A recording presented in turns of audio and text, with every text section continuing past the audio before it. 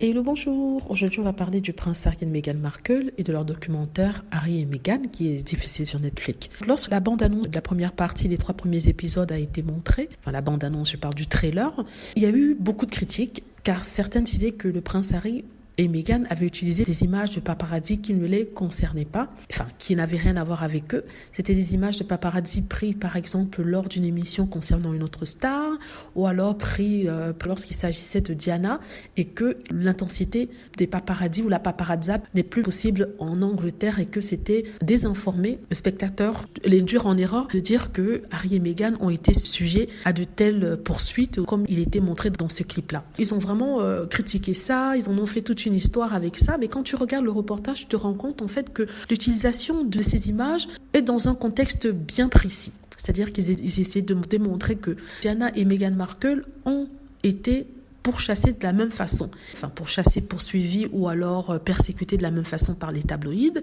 et que si à l'époque de Diana c'était les photographes qui poursuivaient Diana partout où elle allait, comme vous le voyez sur certaines images ici, dans le cas de Meghan Markle, c'est maintenant en ligne que ça se passe.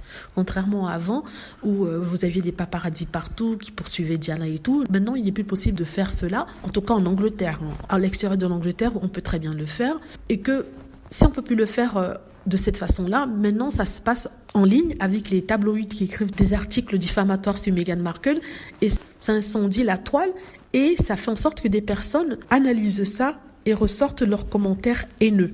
Vous voyez?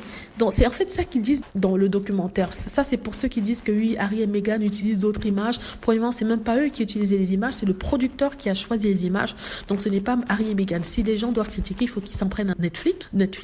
Mais tout ça pour dire que ça n'a rien à voir. Ce qui a été dit, la façon dont ça a été critiqué n'a rien à voir avec le contenu lui-même du documentaire. C'est inscrit dans une narrative bien précise, une selon laquelle, oui, Diana a été persécutée par les journalistes et les paparazzi. Aujourd'hui, ma femme est persécutée de la même façon, mais par des mots, par la presse qui n'arrête pas d'écrire sur elle, et pour la plupart des articles diffamatoires et mensongers.